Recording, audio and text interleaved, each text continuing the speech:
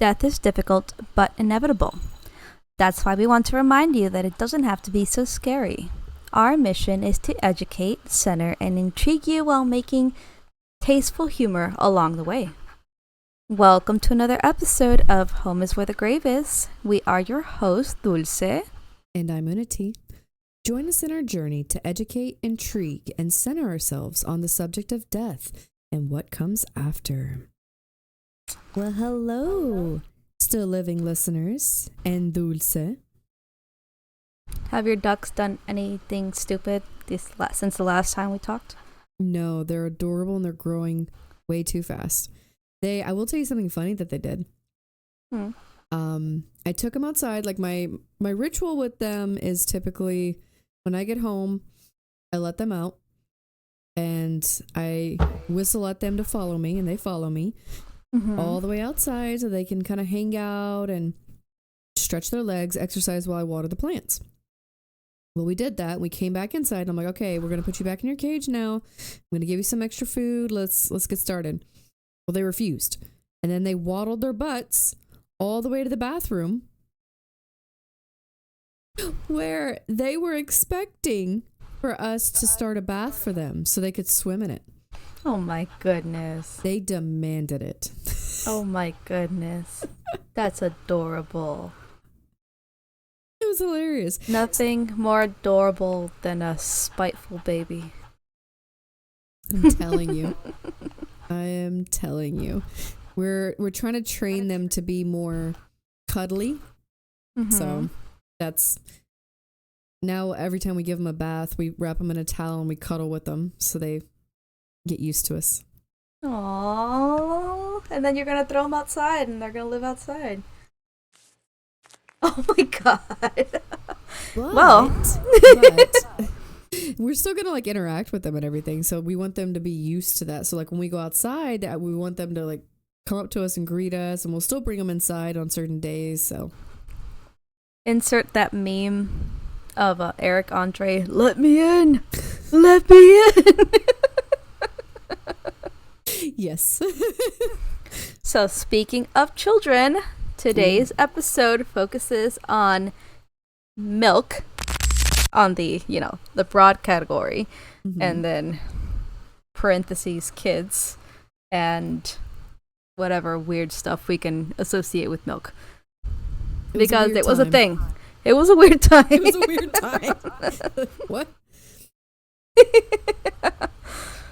So, first things first, again, we are 90s babies, so we still remember all of this.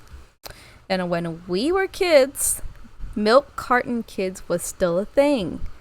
For those of you that don't know, they used to put the faces of missing children on cartons of milk in order to raise awareness and in the hopes that these children would be found. If somebody sees their picture and they put a tip in.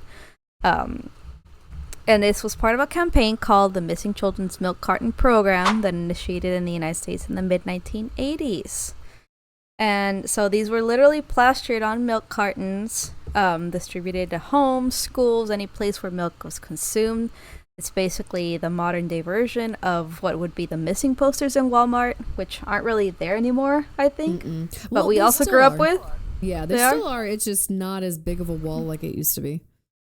I remember that would be the first thing I'd look at when I went to Walmart. And you're waiting on your parent to get out and you're just like, huh. It was kind of like reading the newspaper. Yeah, it was. Of missing children. You're like, oh man.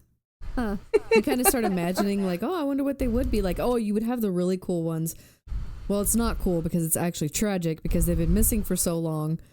They've had to try to computer generate their face. Yeah. Yeah. And you're like, huh. Wild. So, Unity, please lead us into the next section. Sure thing. So, did you talk about the idea behind the program? No. Cool. So, the idea behind this milk program was to utilize the widespread distribution of milk cartons. So when we say milk cartons, like today, milk is in plastic jugs. Some milk is in cartons, like maybe like alternative milk. such as almond milk, oat milk, stuff like that. So that's what milk used to be in. So those were widely spread, and because everybody had milk in their household, that was the whole point of putting kids' pictures on there. Mm-hmm. So as a means of reaching the large audience and increasing the chances of someone recognizing that missing child, the cartons typically included a photograph of the child along with their name, age, description, a short description underneath, and relevant contact information. So basically, this is what it was like being an 80s kid. It meant having breakfast alongside the face of a missing child and going to school and drinking from cartons decorated with more missing kids. And I can... Sorry to interrupt. Your face here. But okay, the irony of this, we were talking about this before, the term latchkey kid, which we'll talk about where you placed it, but this is a perfect innuendo for this. You're sitting down to breakfast or dinner alone next to the carton of milk with a missing kid, and you're the latchkey kid, meaning your parents aren't there. Oh my god. It's layers. You're like, layers of messed up trauma. My face could be looking out from this milk carton sometime in the future. Yep. Yeah, because nobody really knew where you were. Oh my god. You're right. Anyway, I'm sorry to interrupt you. Go ahead. So, yeah, that's terrifying. And it terrified children, I believe. To, like, kind of see this, be like, oh, they're about the same age as me. Oh, goodness, they come from the same area that I live in right now. Oh. So one of the first to argue... Ignore that sound, please. Serious face now. One of the first and arguably most famous milk carton kid was Ethan Patz, a 6-year-old who disappeared in New York City in 1979. And this is the case that, ever since I learned about it, I've been following it because it's wild. So he had, at 6 years old, he had convinced his mother to let him walk to his school bus stop and apparently it was only 2 blocks, and he begged his mom. He's like, I'm older now. I'm 6 years old already. Like, I'm old enough to walk 2 blocks. And she relented, and he was reported absent from school that same day. So, yeah, absolutely horrifying. I can't even imagine what was going through that mother's mind. So, despite a widespread search by police, his case went unsolved for almost 4 decades. And obviously he was eventually declared legally dead. But after that, since it kind of brought up the name of Ethan again, police began to find numerous suspects. And an investigation of a handyman who had known Ethan and poured a concrete floor after his disappearance led to nothing. But it reignited the media coverage that eventually led police to receiving a call from somebody who suspected his brother, Pedro Hernandez, was responsible. Pedro had been an 18-year-old grocery clerk when Ethan disappeared. Afterward, he moved back to New Jersey and confessed to several people that he had killed a child. In 2017, a jury found him guilty of murder and kidnapping. Almost 4 decades later. Oh my god, that is a long time to have a cold case. It's so, think about it. It's wild, right? Somebody gets murdered and then they disappear. So the very last image you have of them is something very likely mundane, and then you never see them again. As far as I can tell, they never found his body. And it's just decades and decades of just wondering what happened. They were there one day and then they were gone. So I was just like, it's so hard to, like, understand that. Just, like, you see them, and then they just disappear off the face of the planet. There's no closure, and especially, that is terrible for the parent, because I've heard so many stories of parents being like, I will never give up, even after the kid is deemed legally dead, because after a certain period of time, like, you have no other choice, legally. And I remember reading that his father was angry that they declared him legally dead. I bet. Because they don't give up hope, you know? Exactly. So, to continue from our milk carton campaign, This gained significant attention and generated considerable public interest, as it tapped into people's daily routines and the ubiquity of milk cartons in households across the country. Many companies and dairy associations supported the initiative, voluntarily placing missing children's information on their milk cartons, because that also brought business to them too. Mm-hmm.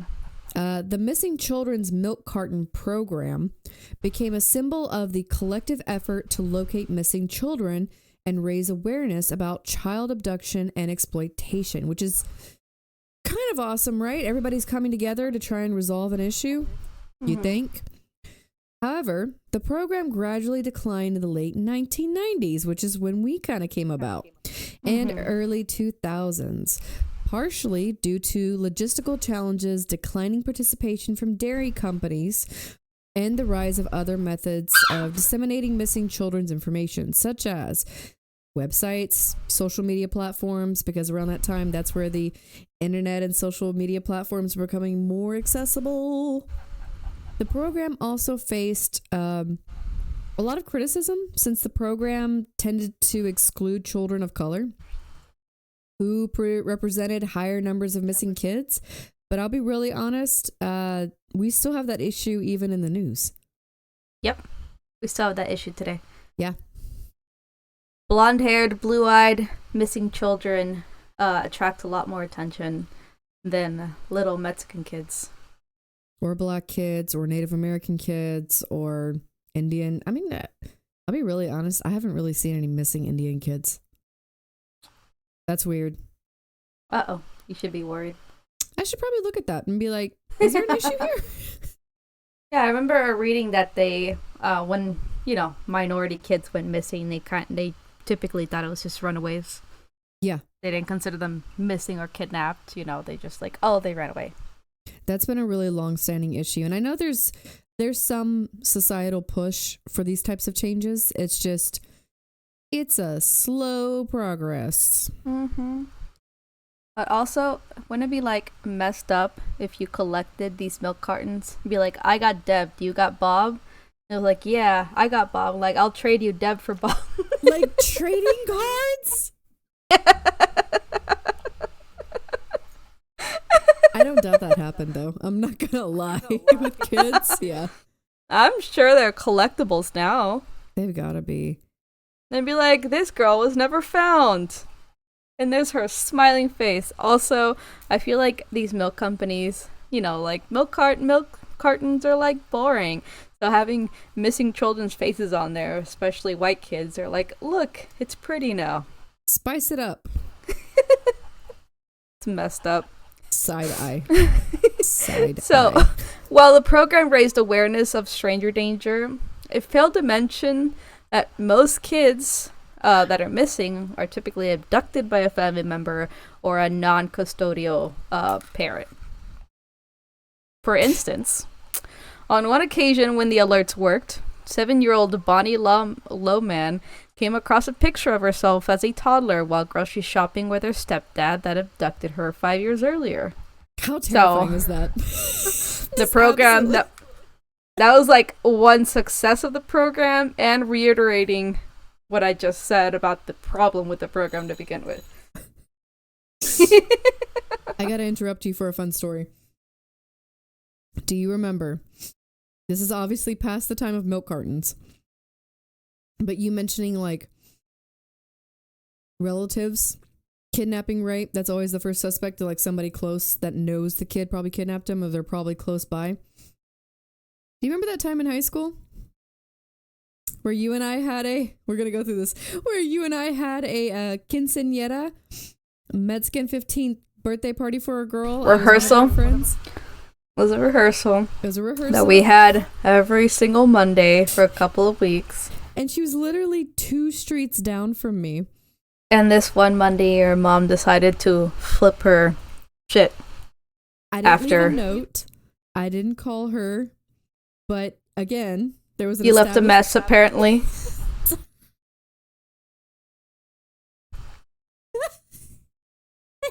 Okay, so the cops, we're just practicing, and then here come these squad cars. We have no idea what's, because this was also before really phones, right? I didn't have a cell phone. But again, we had been doing this every Monday for the last couple of weeks. No, routine at this point, right? Yep. Both our parents were aware. And then what happened, Unity? These squad cars pulled up, and they're like, "Is there an Unity Jala here?" And I see my aunt's vehicle behind, because that's what I recognized. We didn't understand why there were cop cars, but I recognized my aunt's car. And I'm like, what is happening? And they scared the crap out of us. Oh, you forgot before that. You turned on your phone. Was there something wrong with my phone? You had a phone. You had a phone. You turned it off because of the rehearsals, then you turned it back on. And that's when you saw you had like 30 missed calls. And then your aunt telling you that the police were coming and that they were looking for you. And then you started freaking out. And then, like, I was like, what's going on? And like, the police are coming. Like, wait, what? And then the police showed up at the house. They were like, what? I forgot about that. Oh my God, it's been so long. I forgot about that. But yeah, they scared the crap out of us. And then when we eventually, because I left with my aunt and them, and they brought me back home. And then I think, did your mom come? And then she came and got you and you went home? Did I tell you what happened with my mom? Yeah. And then we collectively came back together, and then we found out what happened behind the scenes. Yes. So, your mom came home, saw a mess, assumed that her daughter that had been at rehearsal for the last couple of weeks every single Monday for a quinceañera had been kidnapped by her non-custodial father, freaked out, called the police, told them that you were with me. And so for that reason, the police decided to show up at my parents' house and pull my mother out of the shower. And she was bathing your siblings. Yeah. They were being very aggressive, and she thought they were going to arrest her right then and there in front of her two kids. And she's just like, what the fuck is going on? And then they all show up. Well, your aunt. I don't think your mom showed up, right? At the quinceañera? No. No, your aunt shows up, I think. Yeah. But your aunt showed up. And then nobody got arrested, but we were basically hugging each other, freaking out because a bunch of police cars pulled up right after the rehearsals of the quinceañera that we've been doing every Monday for several weeks. It was so sequential too. Like, quinceañera ends, I turn on my phone, freak out, tell you what's happening. The police are coming. Squad cars. And, like, ding, ding, ding, ding. That's exactly how So yeah, that's our story. Kind of mad about it. Shut up. She's like, these policemen, just because I'm Mexican, they think I'm gonna be kidnapping kids. And like, I already had 5. I don't need another one. God. Yeah. But anyway. So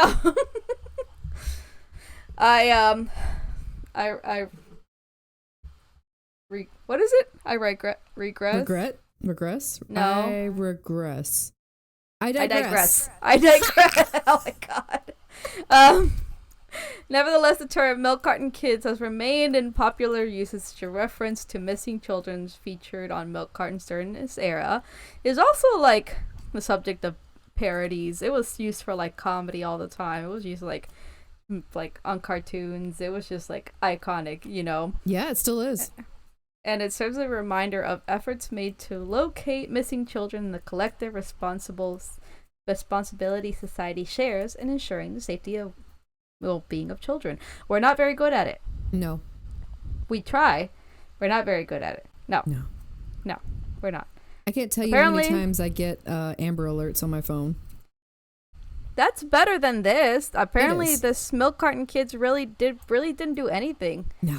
Like, it brought awareness to stranger danger, but like we said, stranger danger isn't the cause of why most kids go missing. Nope. And so another term we just wanted to talk about, because it's kind of related to the milk carton kids, is the term Latchkey Kids. I'm sure Unity can tell us more about this. So, Latchkey Kids is exactly what it means. It's a term referred to children who came home from school to an empty house because during that time, parents, the economic status of the world, really the U.S., we're going to focus on the U.S., was changing. Still today. Where both parents were having to shift towards having full-time jobs. So there was really nobody to look after the kids. There weren't really a lot of daycares, and the daycares that did exist were way too expensive. Same thing today. Same thing today. So because their parents or guardians are still at work, these children are typically responsible for letting themselves in the house. With a latchkey, they had to open the door for themselves, right? And close the door. So latchkey, which is a key that can open the door's latch. Latchkey kids would typically spend their afternoons unsupervised, completing homework, preparing snacks, meals, engaging in activities until their parents came home. Some of these kids would have specific rules or instructions to follow, such as not opening the doors to strangers or not using certain appliances while home alone. Did that give them still plenty of time to do whatever they wanted to and get into trouble? Absolutely, yes. It's a way of life. It was a way of life. You had to survive on your own. It was the Wild West. My parents just forgot about us. They didn't give us a key. We just had to sit outside. It's very similar for these guys, too. It's figure it out. Don't get hurt, killed, or missing, and I don't care what you do, just don't mess up the house. Got it. Yeah, my parents forgot us. My brothers started to always try to leave a window open somewhere. Yeah, I remember. So that they could, get in the house whenever they got locked out. Yep. And we weren't getting locked out because we were going out late at night. We were getting locked out because we were coming home from school. Yep. I remember when I would come over to your house and we were like, is the door locked? Do you have a key? And then very subsequently checked every single window of the house, every single door. I think my brothers tried to climb onto the second floor windows. They did. And try. You just got very creative. Very useful. We did have a ladder, I think, at one point, so we started putting that up to the second window. I just remember them climbing up the tree. I was like, oh yeah. Then we just ended up creating an even more dangerous scenario, which would have been avoided if there'd just been a spare key. But you don't want intruders coming in or anything. So, while being a latchkey kid does not necessarily imply neglect or lack of parental care, it did raise concerns about children's safety and well-being during unsupervised hours. Organizations and programs were developed because of this to support latchkey kids, offering after-school activities, community centers, or supervised care options to ensure their welfare. But as we mentioned before, children are more likely to be kidnapped by relatives or non-custodial parents. I think it's more so unsupervised children are the devil's, what is it? The devil's idol? Idol devils? What's the term? You know what I mean? Unsupervised children are very likely to get up to trouble. Is more so what ended up happening. Okay. I was like, where are you going with this? Unsupervised children, getting into trouble, getting into drugs. That's probably what they ended up being more concerned about. True. Idle minds are the devil's hands. Something like that. Sure. You know what I'm talking about. Sure. So anyways, in relation to this, we want to talk about another milk-specific subject, also around the same era, meaning the 90s and 2000s. So if you grew up in the era, we're talking about with the milk cult, we call it, quote unquote. It was a time when milk was the center of commercials, magazine ads, posters, and featured all sorts of celebrities wearing that classic comedic white mustache while holding a carton of milk above the words "Got Milk." Yes, we are talking about the famous Got Milk campaign. Get out of here.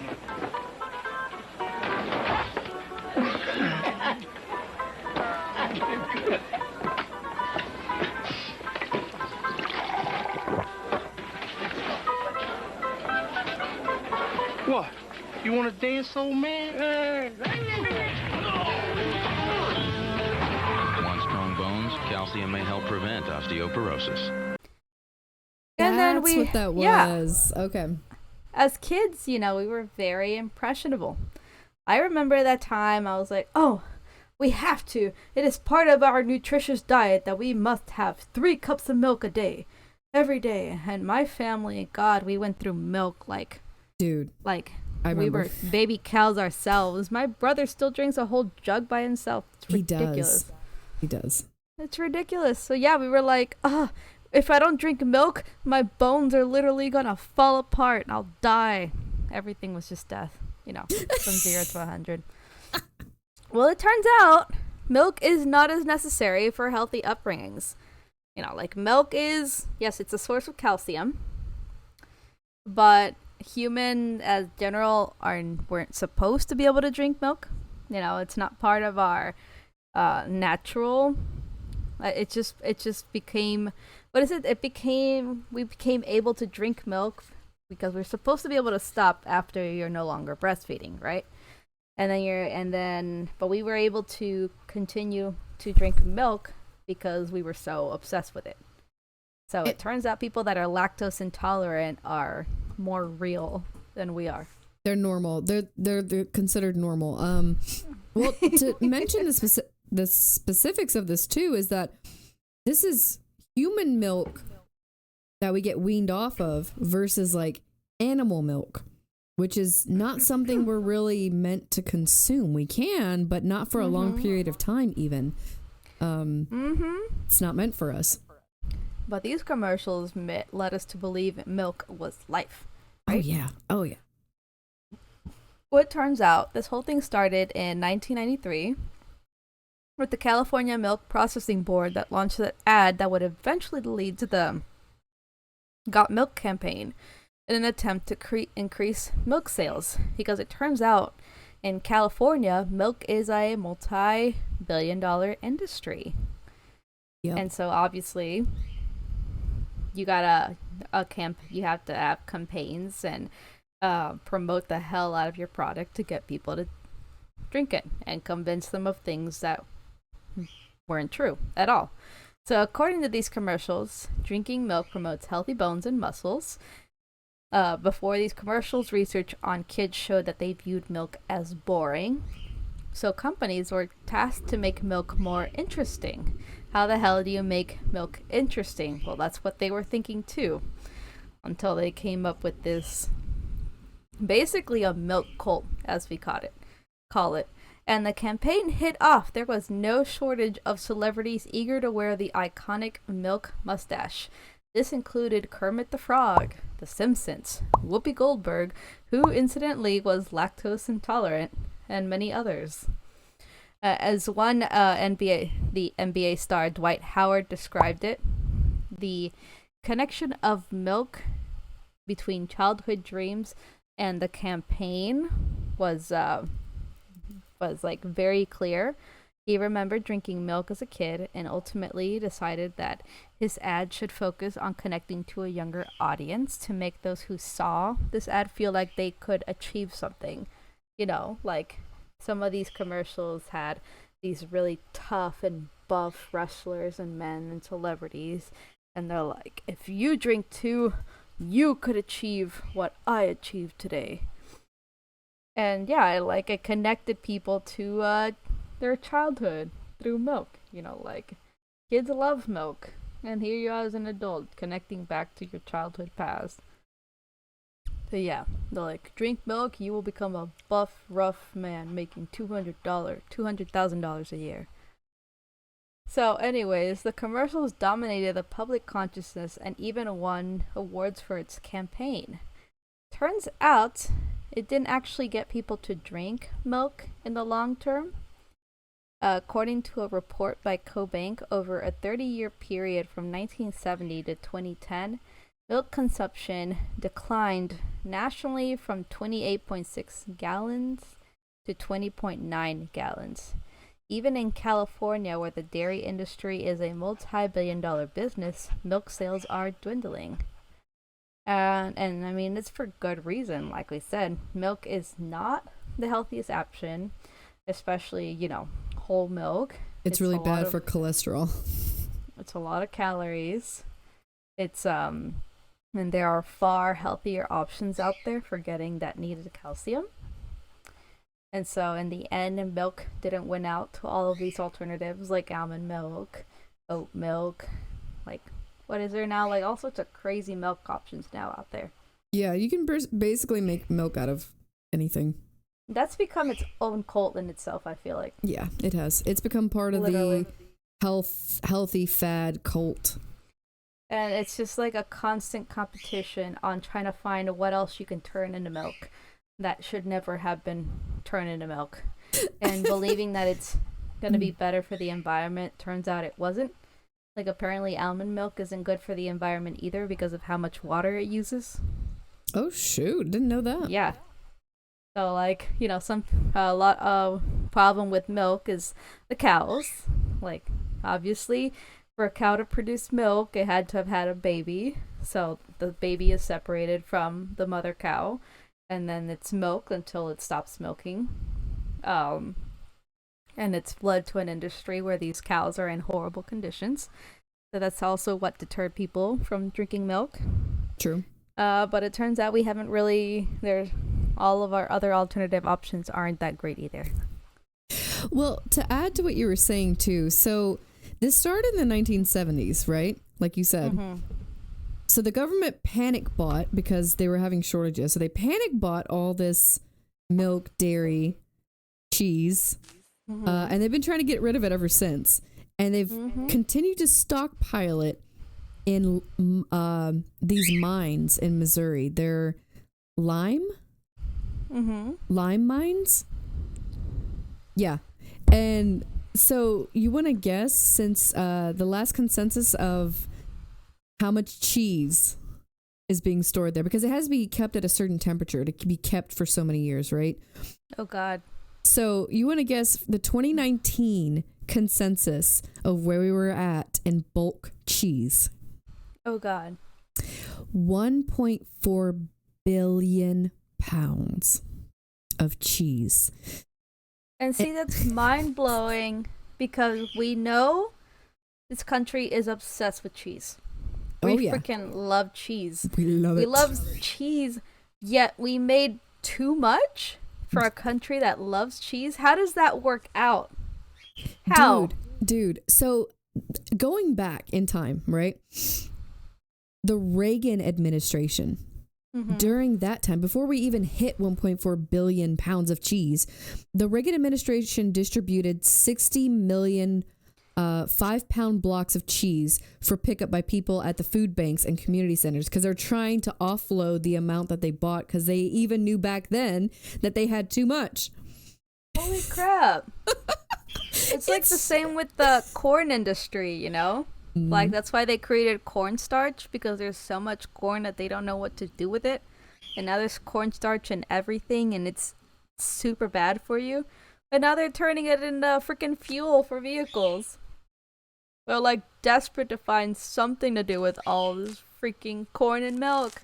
It's insane. And I just think it's hilarious that it's called the government's cheese. What?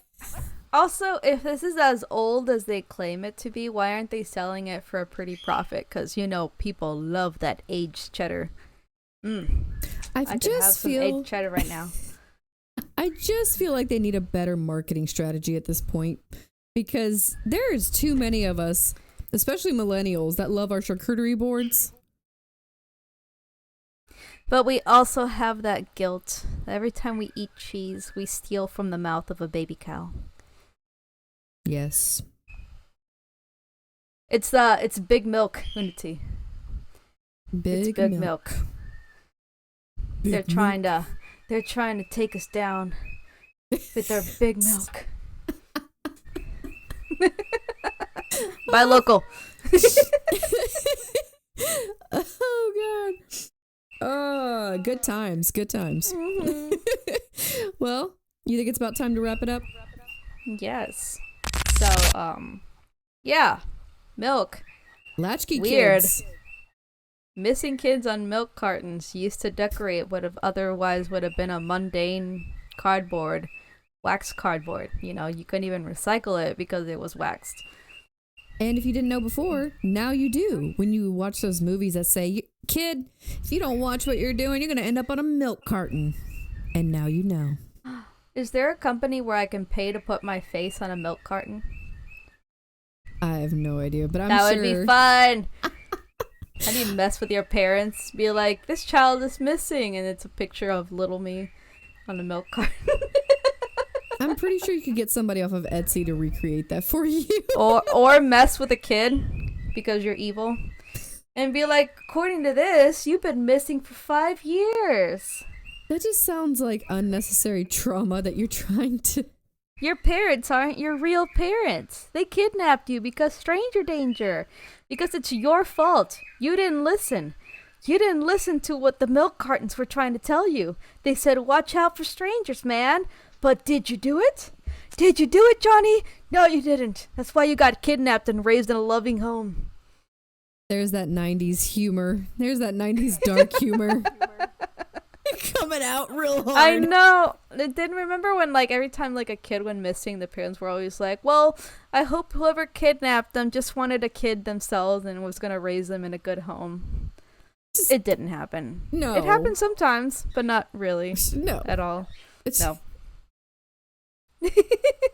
Weird times, man. Weird times. Yep. The milk cult. I swear, it's a freaking cult. It was a cult. Whoopi Goldberg was lactose intolerant, and even she got in on that. We had a friend that was lactose intolerant, remember? Yeah, I do. Sucks. I know. You couldn't even eat chocolate. I'd kill myself. You know, wow. A little dramatic there. I love milk. I love chocolate. I love too. cheese. What's funny now that I'm getting older, I'm realizing more and more, but I am in denial. But I'm realizing more and more that I may be getting lactose intolerant. And I'm like, denial. Lord Never. have mercy. Like, Lord no. have mercy. I'm Indian. We are not lactose intolerant. That's why our mission is to bring you the material and immaterial resources to help soothe some of your fears and grief. Don't forget to follow along for every new episode every single Monday on all major podcast platforms and YouTube. You can even watch us. So if you enjoy listening, then please hit that subscribe button and don't forget that little notification bell, okay? So you don't miss any episodes. If you have questions or want to pique your morbid curiosity, then visit our socials on Facebook, Instagram, and TikTok, and email us any questions, stories, or remarks at sweetprogressinc@gmail.com. Don't forget to get some of that merch on your way out at our Etsy shop, Delicate Death. Until next time, Stay alive.